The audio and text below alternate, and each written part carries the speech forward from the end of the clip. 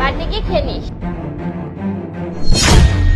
Madam, এক minute, কি ব্যাপার? তোর সমস্যা কোথায়? তোকে মিষ্টি দিছে, এটা তোর হচ্ছে না? এখন তোর টাকা লাগবে, বের হ এখান থেকে। না না ম্যাম, আমার আসলে টাকা লাগবে না। আমি আসলে আপনাকে কি বলতে চাচ্ছি সেটা একটু শুনুন। আরে আর বলবে না, আমাদের বাড়ির সিকিউরিটি গার্ডটা আছে না, ওকে আমি মিষ্টি দিছি, তাতে আর হচ্ছে না, ওর এখন টাকা লাগবে। আচ্ছা শোনো, আমি তোমার সাথে পরে কথা বলছি। এই, তোর সমস্যা কোথায়? তুই দেখতে পাচ্ছিস না যে আমি ফোনে কথা বলছি? না না ম্যাম, আপনি আমার কথাটা শুনুন। এই, তোর কথা কি শুনবো রে? কি বলবি? তুই কি বাংলা কথা বুঝতে পারছ না?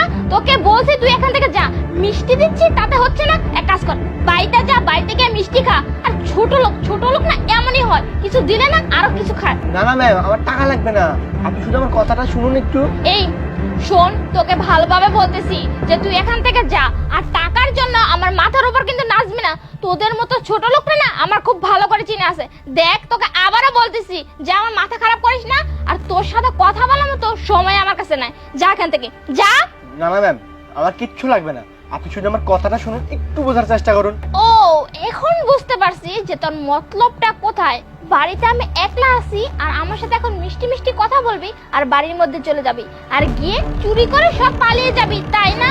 শোন, তোকে ভালোই ভালোই বলতেছি, এখান থেকে যা, না হলে কিন্তু আমি এখনই পুলিশকে ফোন দিব। যা বলছি। দেখুন ম্যাডাম, আমরা হয়তোবা গরিব মানুষ, কিন্তু চোর না।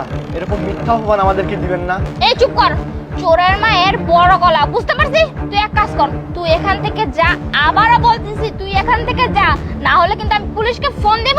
ফোন দিলে তো বুঝতেই পারতেছিস কি হবে তোর অবস্থা। না না ম্যাডাম, পুলিশকে ফোন দিতে হবে না, আমি চলে যাচ্ছি।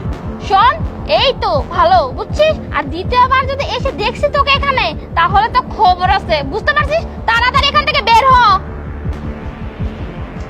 আরে ম্যাডাম তো আমার কোনো কথাই শুনলো না। আমি তো ম্যাডামকে উল্টো সাহায্য করতেছিলাম, কিন্তু ম্যাডাম তো বুঝলো না।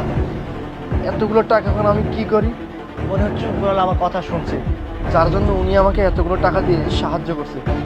কাজ করে এখান থেকে চলে যায়, নাহলে এতগুলো টাকার সাথে যদি কেউ আমাকে চিঠি ফেলে এখানে, তাহলে সমস্যা হয়ে যাবে।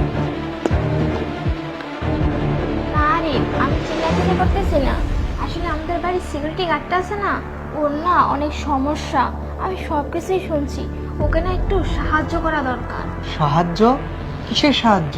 আসলে হয়েছে কি, হ্যাঁ হ্যাঁ, আমি অল্প দিনের মধ্যে আসতেছি। কি অপারেশনের জন্য 1,00,000 টাকা লাগবে? হ্যাঁ মা, আচ্ছা ঠিক আছে ঠিক আছে, আচ্ছা রাখি, আমি যে কোনোভাবে ব্যবস্থা করব। আল্লাহ, এতগুলো টাকা এখন আমি কোথায় পাবো? মায়ের অপারেশনের জন্য 1,00,000 টাকা দরকার, কিছুই তো মাথায় ঢুকছে না। ও আচ্ছা আচ্ছা, তুমি এক কাজ করো তাহলে, ওকে রুমে ডেকে নিয়ে এসে টাকা দাও। না না, আরে এই কাজ করা যাবে না, আসলে ও অনেক সৎ, বুঝছো? ওকে যদি বলে যে আমরা ওকে সাহায্য করতে চাই, তাহলে ও সাহায্য নেবে না, তারপরে আবার অন্য কিছু মনে করতে পারে। শোনো, আমি একটা কাজ করছি, মানে মিষ্টির প্যাকেট আছে না, মিষ্টি না দিয়ে টাকা দিছি, যাতে ও না বুঝতে পারে যে আমি ওকে সাহায্য করছি।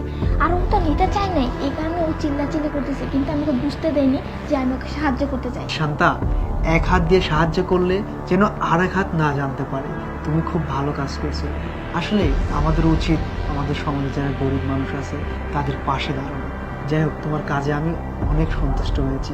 আচ্ছা এক কাজ করি, চলো দেখি ও আছে নাকি। আচ্ছা ঠিক আছে, আমি দেখি ও আছে কিনা। ঠিক আছে।